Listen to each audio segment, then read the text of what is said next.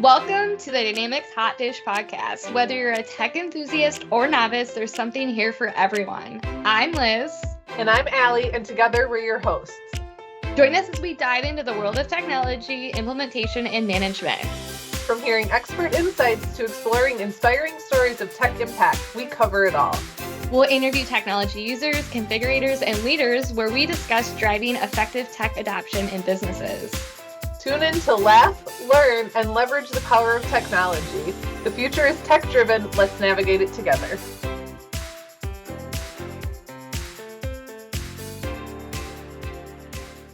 This is Dynamics Hotdish, recording live from Dynamics Con Live, and we have special guest Julie Yack here today. Thank you, Julie, for joining us. Thank you for having me. Glad to be here. Would you like to introduce yourself and just share about your background and what you do? What I do? Wow, that's a big question. Yeah. So I introduced myself at my session yesterday where I said that my last job prior to technology was I was a preschool teacher, and then found myself accidentally in technology like a lot of us do. I didn't know that. Yeah. That explains why you have a passion for education. Could be. Yeah. Yes. And so I started with software consulting. My husband Dave and I started a company 6 months after we got married, and it's all we've done since then. And these days we're focused mostly on training and skilling folks. That's very cool. So I guess going back to your preschool comment too, I think that's great. I think that being a preschool teacher, you must also have a lot of patience. And do you Maybe. see that? Do you see that translating into the training work that you do? And is that kind of what led you down this training path, or how did you get into it?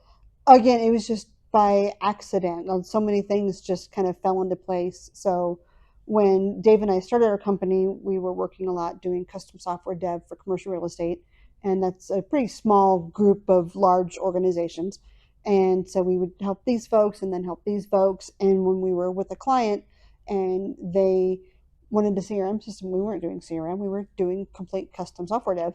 But we helped them pick a CRM system, and it was Dynamics. And then partway through their implementation, the partner they hired quit.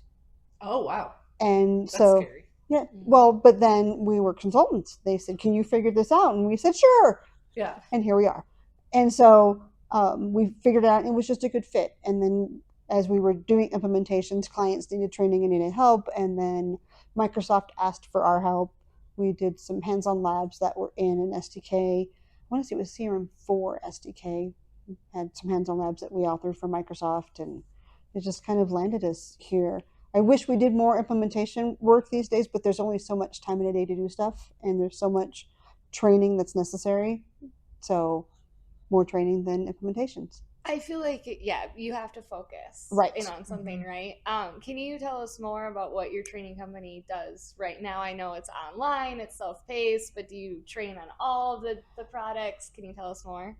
Well, it's primarily Power Platform with a little bit of the CRM side of Dynamics. I can spell FNO and BC, but that's about it. It is not my area of expertise, and I don't have to be in charge of everything. But yes, it's on demand. We have a lot of free offerings. We have a lot of paid offerings. Most of our paid offerings will have add-ons like hands-on labs that are very detailed step-by-step scenarios. We've also do in-person trainings or virtual trainings based on some of our content or custom content. And then that's our 365 training organization. Our Colorado Technology Consultants is what pays the bills. And that is our consulting these days, mostly training consulting. So how do people find you, and what type of organizations do you find coming to you to like hire you guys to help them with training materials? So we don't have a marketing budget. We don't spend anything on that. I guess our marketing budget is making sure we get to conferences, because then we're out there being the experts and getting our names out there, and people know to come to us when they have those needs.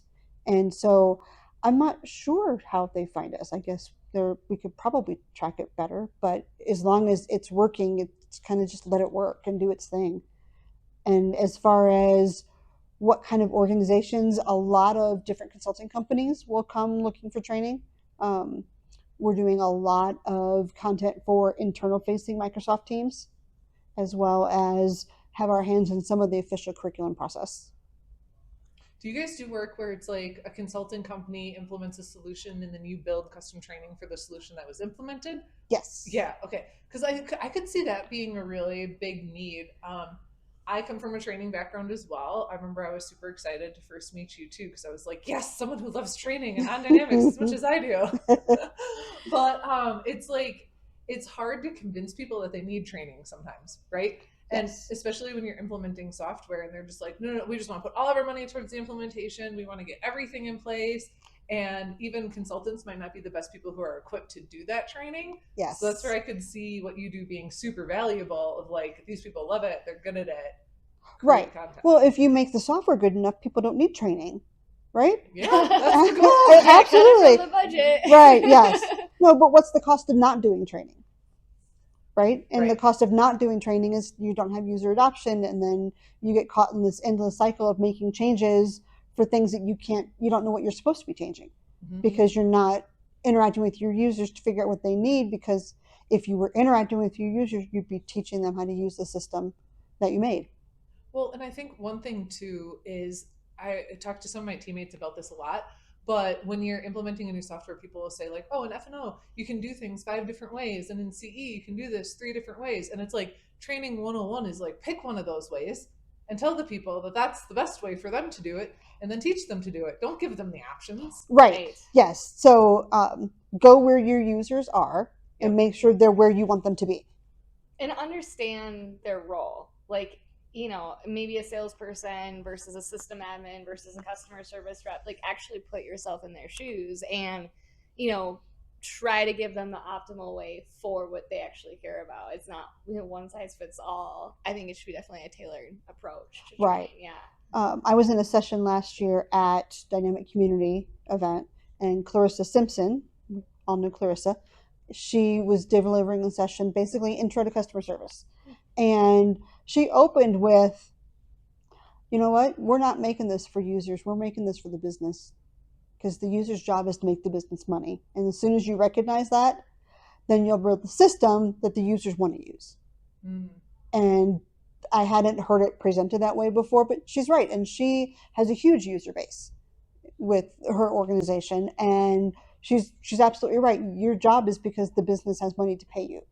So I'd like to make the system approachable and easy for you, but at the end of the day, as long as I train you to use the system I give you, just do your job. Well, and sometimes training isn't the problem. Sometimes it's accountability or other aspects of change management. I feel like a lot of times people are like, oh, we just need more training. It's like, you might need a different solution to a user adoption issue. Training's not always the answer. Right. Or, I mean, oftentimes user adoption is sabotage, right? We would do a scenario where we'd have people pretend to do a sales presentation, and we'd have a plant in the room whose brother-in-law just got hired at Salesforce. And so everything they did was sabotage the conversation. And so if you've got someone like that, you've got influencers that influence for good and for bad, right? And so user adoption can be one of a million different things. Well, and that's a really good tenet of change management too, is like identifying those people early on and trying to like pull them out or work with them directly so they're not negatively influencing everybody else as well. Right. So I love that you highlight that, because change management and training go so closely together too. Yes.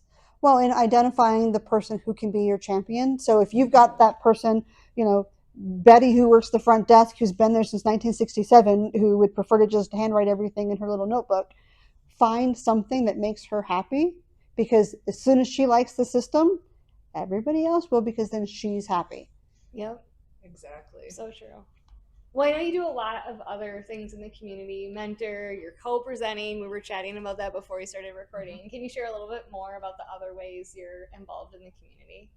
These days, I'm working a lot with, there's an MVP who lives in the UK, but he's Russian, his wife is Ukrainian. Vlad and I are working on Ukrainian training cohorts. So we've taken the Biz App Skilling program that Microsoft offers on Learn and have put it through some AI translation. His team reviewed and edited it because AI is imperfect. And so the content has been put into Ukrainian, and it's a 6-week program. We've added some assignments to it, so every week they have some thoughtful questions they have to answer, and technology allows them to go in Ukraine, and I can go in English, and it all works out. And that's insane. yes, Yeah, that's amazing. And then they get badges on their community profile after they complete our program, and we hopefully continue to get them mentors and go through all of those steps so that they can have hope for their future. Right now, things in Ukraine are just a mess, is a polite way of saying it.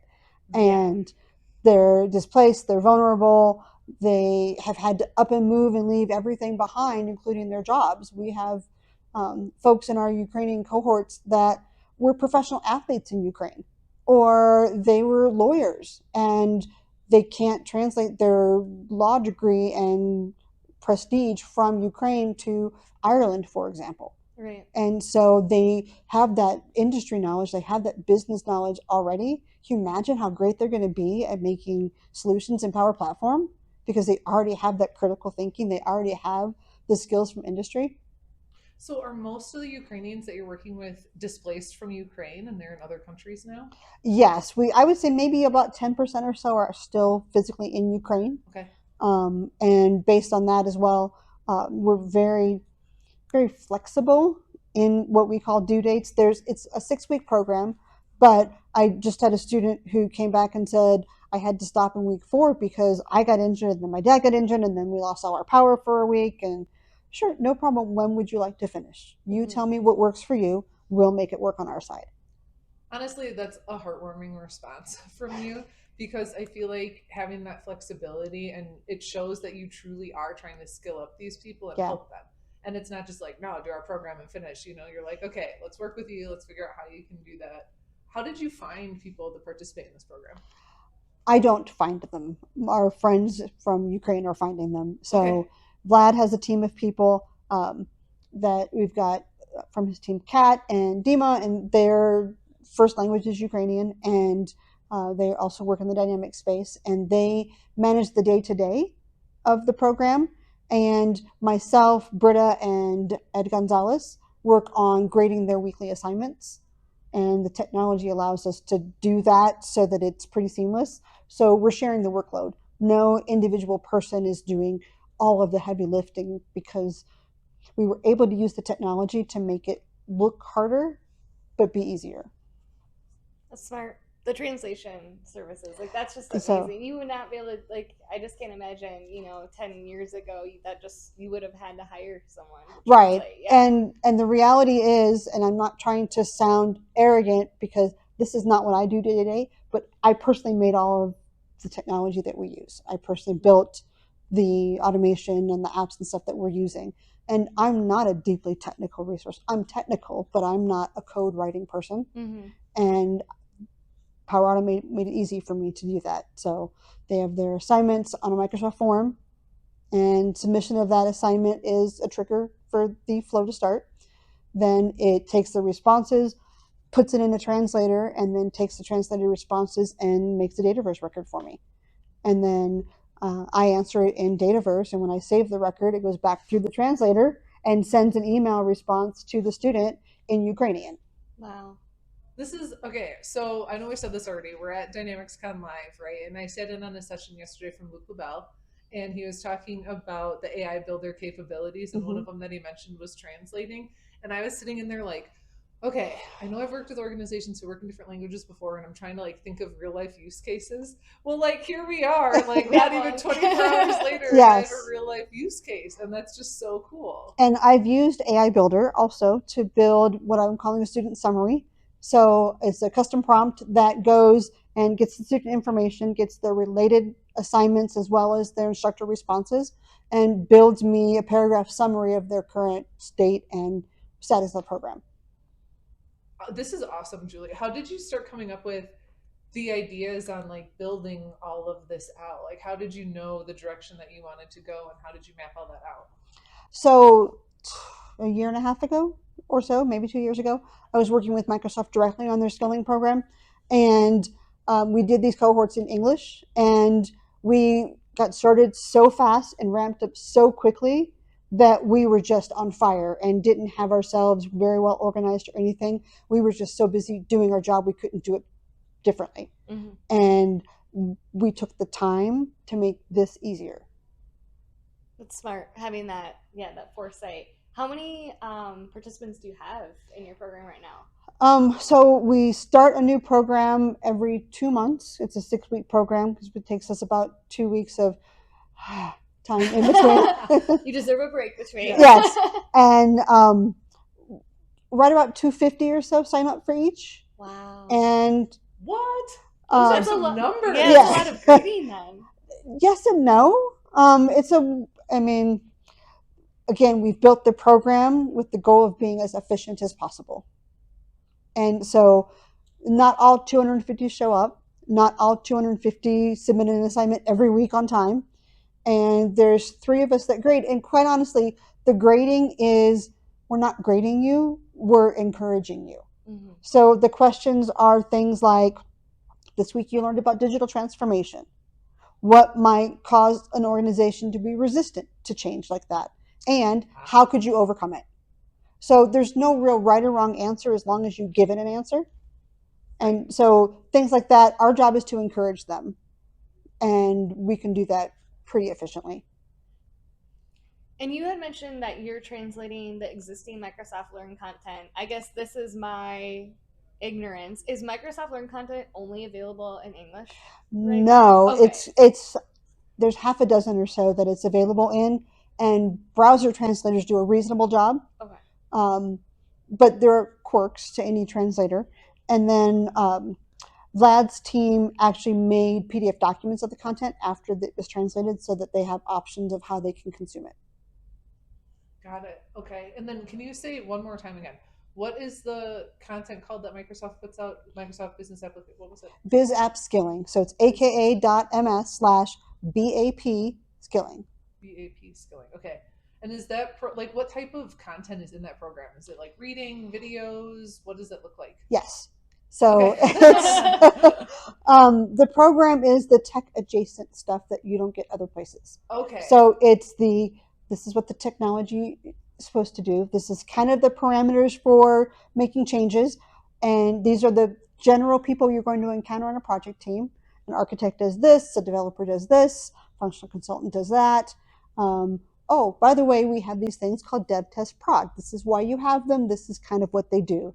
The tech adjacent stuff, the stuff you can't really test on, but that as soon as you have that space knowledge, you can probably do any tech job with the additional training. I didn't even know that was out there. Yes. Which I think is great because we've ran like academy programs and stuff in the past to try to train new people. And a lot of what you just said is like content that I've created on my own.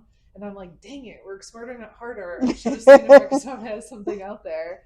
But that sounds great. And it sounds like for the types of people you were mentioning, like lawyers and athletes and who haven't worked in the tech space, right, this is like the perfect place for them to start. It is. And when we were doing the official cohorts in English, we had the farmer who was tired of being a farmer. We had the soldier who had a TBI that needed to train into something new.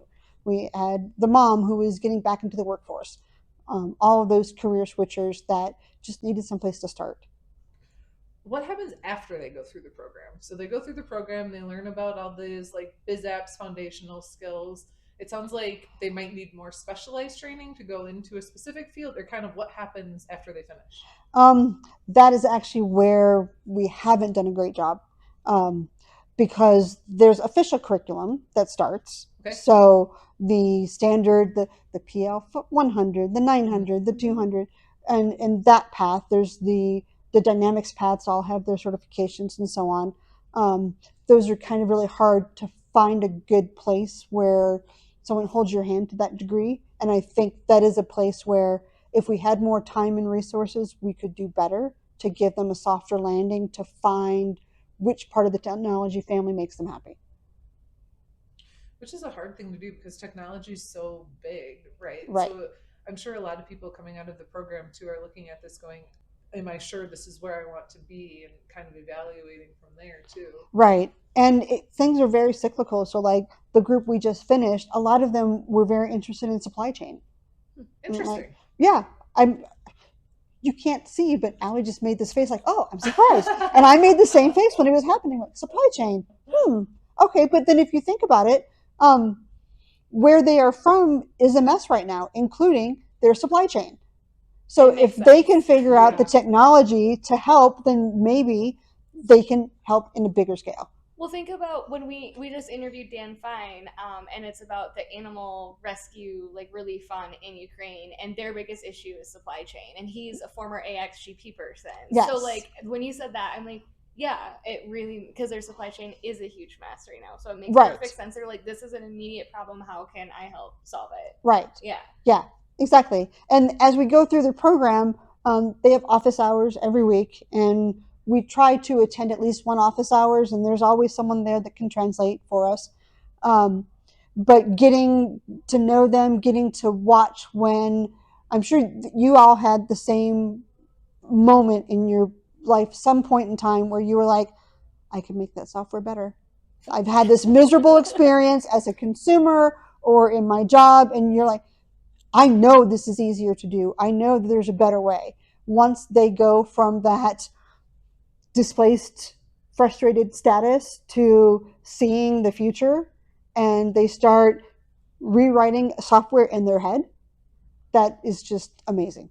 I think that's like how we all get started in software, right? Is by like having, I can remember the exact moment that I decided I wanted to go work in IT, and it was like very early on in my career, out of college, and I was getting trained on how to use CRM 2011, and the girl who was training me said, you're supposed to take notes on phone conversations you're having with people, but don't put them in the box that says notes, because when you save it, the integration will flip all the text around.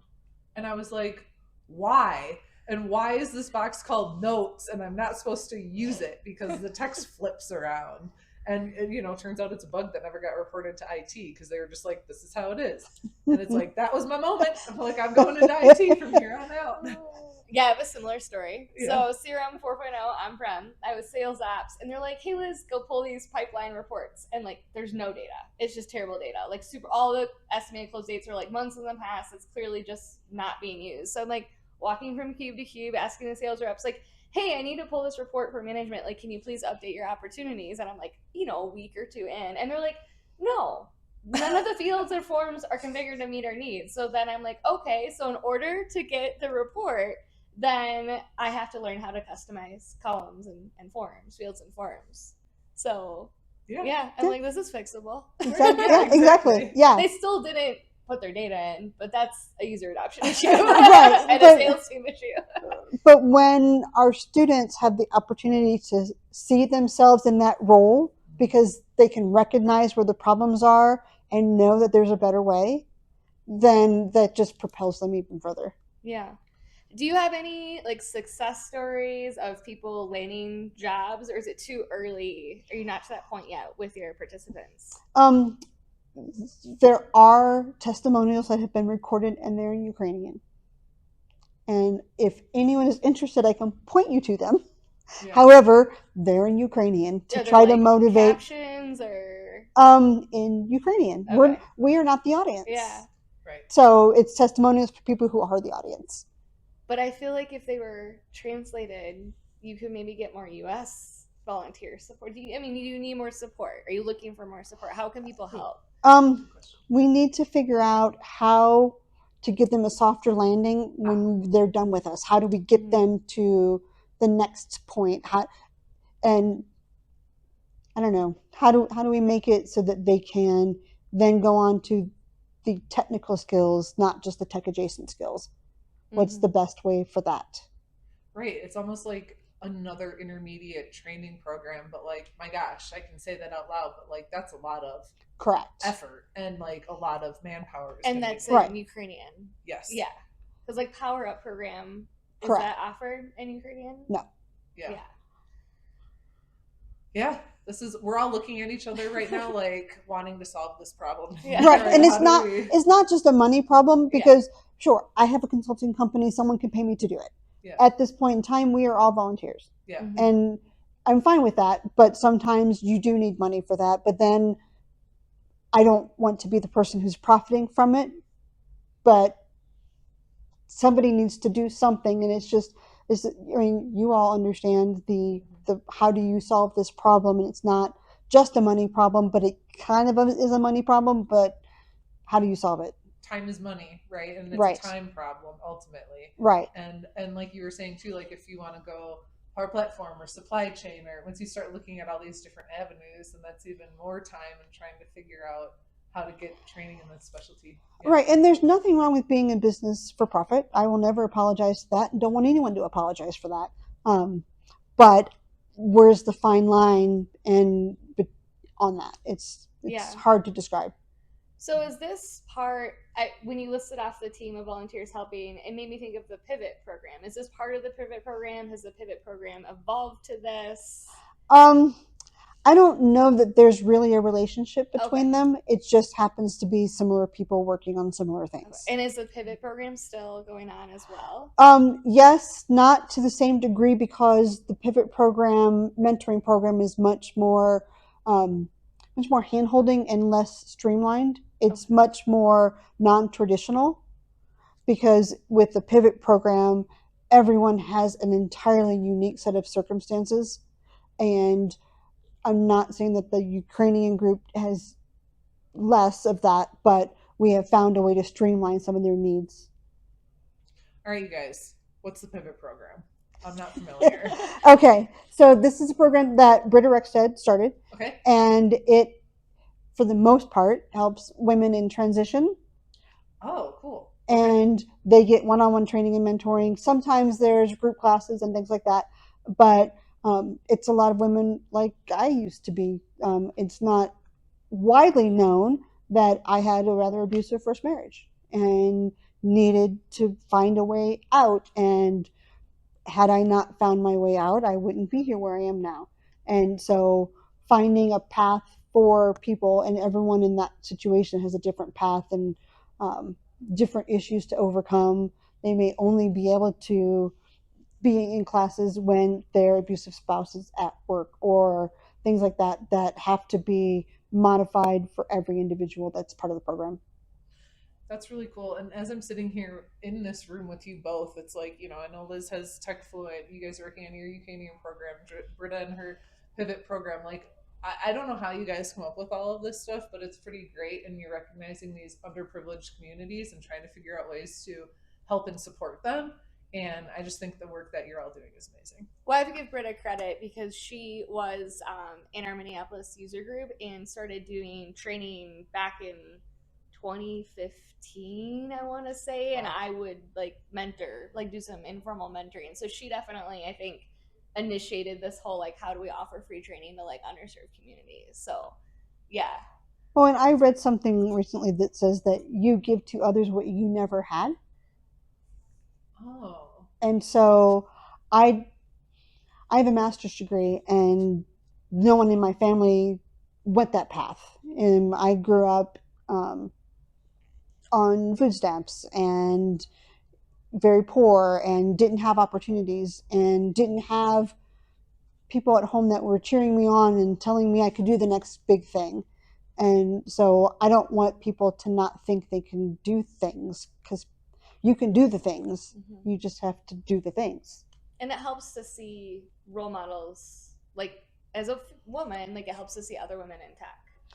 And I don't know if it's arrogance or ignorance on my part that I don't feel that I've encountered many issues based on my gender. But it could also be because I am married to someone in the industry, and he is spectacular. He is the smartest person I know, but he also casts a really big shadow. Mm-hmm. And so it could be that some of that has shielded me, whereas people who don't have that in the industry would have a different experience. Yeah, and I think that's the thing that we have to remember too, is everybody comes from different backgrounds and everybody has different experiences, and it's kind of like identifying groups of individuals and then how you can work with them through their experiences, right, and relate to them in that way. Right. Julie, is there anything else you want to add or share about anything? Just completely open question. No, not really. I think we covered the things. We covered the training, the cohorts. We covered that I'm in business to make money, and that's okay. And Yeah. What is the Ukrainian training effort called? Is there a formal name to it? Did I miss that? I don't know that there is. Okay. Is it a nonprofit or is it just strictly like a? It's just people a helping? somewhat organized band of people doing Okay. good things. Okay. Cool. We have zero budget. Okay. We don't do it. Yeah. So our Power App and our flows and stuff sit on my tenant that I use for business, but it doesn't add any expenses. It doesn't consume resources. So how do your participants, do they get Microsoft certifications or are they doing more like the LinkedIn badges? So they get a 6-week cohort badge on their Dynamics community profile. So community.dynamics.com. Okay.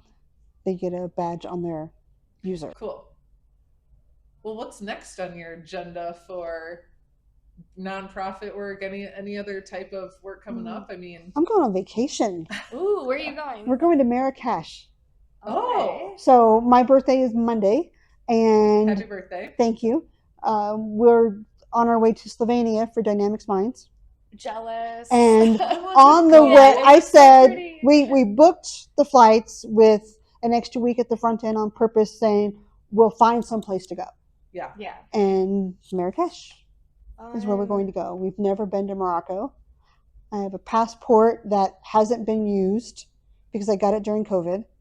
My retired passport had 88 stamps. You got to add some stamps to that I passport. know, it's completely naked. It's very sad. So yeah, I need to use it. Hopefully they still give stamps. I don't know. I went to Canada. They don't give you stamps. For Yeah. Canada. I asked too. I was like, I could use some more stamps, and they were like, no. No. But I want new locations. Yes. Yeah. So that's exciting. Yeah. Have you been to that conference before, or is it your first year? It's my first year. It's only the second year for the event. So I did not go last year. I hear that it is a fun conference. I'm delivering 2 sessions. My husband has 1 session and 1 workshop. And did you know that there's a town in Italy named Prosecco? And it's like an hour from where I'm going to be. So I may have to take a little side trip of shenanigans to Prosecco, Italy. Okay. That sounds great. Is that where Prosecco's from? Yes. Oh, I had no idea. It's like champagne. Yes, exactly. Yeah. Interesting.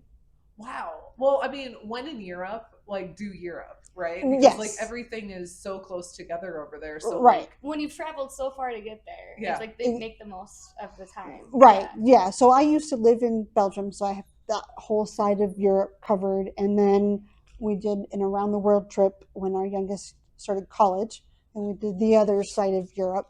So we've got a few more nickels and dimes here to worry about. Yeah. So tell me about your around the world trip. Where did you go? Did you like? We literally went around the world. We cashed in miles because we've been traveling for work so much. Yes. Cashed in miles, did around the world in business class.